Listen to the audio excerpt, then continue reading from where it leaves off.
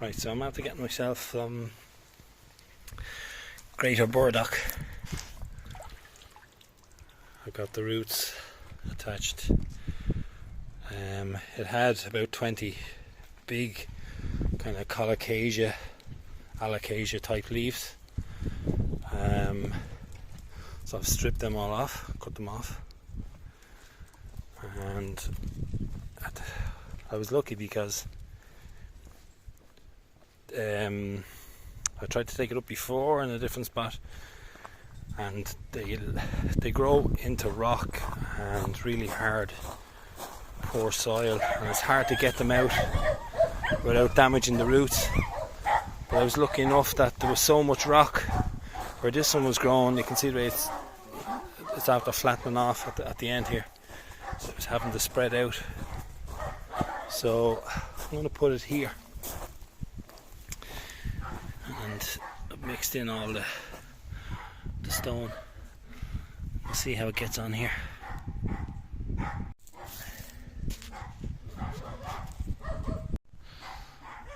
Right, so we'll see how this gets on over the summer.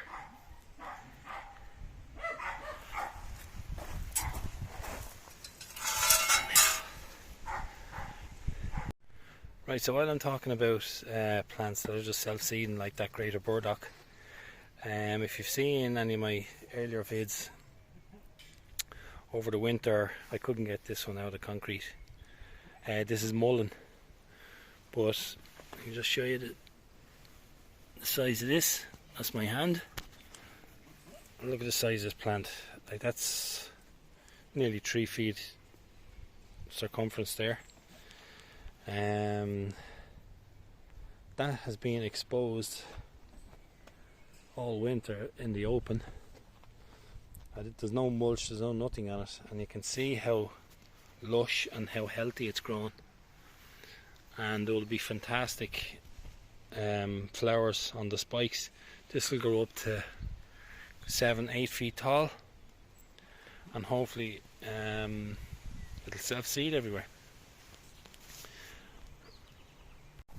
So I have another mullein here, and this was absolutely tiny. It would fit into the palm of your hand, and look at the size of this one. And this was actually in this soil here over winter. My hand on it's absolutely huge, and it's super healthy. I don't feed it, I didn't mulch it, I didn't do anything. And that's even bigger. That's, I don't know, 3.5, 4, touching 4 feet of circumference there, radius. That again, that's going to be coming up here several feet high. And I have one, and that's actually one that I took up out of the ground and transplanted. So you can transplant them successfully if you get enough of the root. I remember this one and the one that's over in the dry bed, kind of tiny little string-like white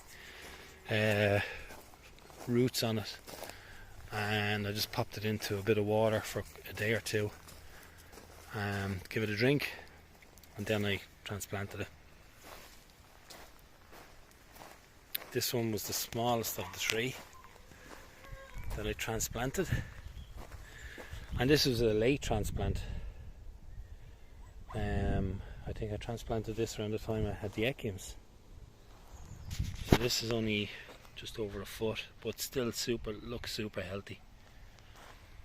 And what I want, like, look at the echiums, and I've 3 different types.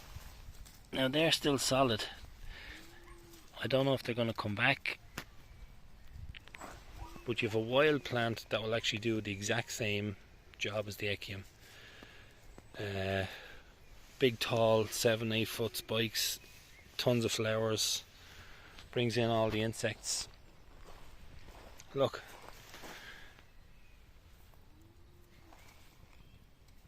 that's I don't know if that's going to make it. I see these echiums here,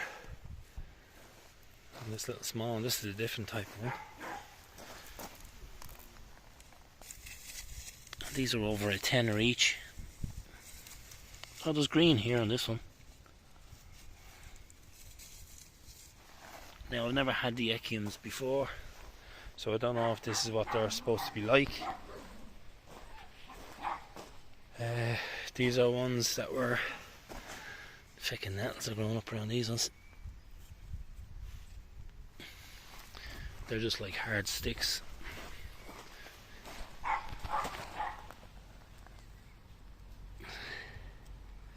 Oh, there's a little bud here, I think. Is it? But that looks like a dead stick. I don't know, maybe the roots might throw something up. We'll see what happens. But there's like, what, 10, 20, 30, 40, 50, probably close to €60 that I've spent on echiums, and they've done nothing. And we have the mullein here, and they're wild, so hopefully if they don't work out, the echium, the mullein will just self-seed everywhere here, all over.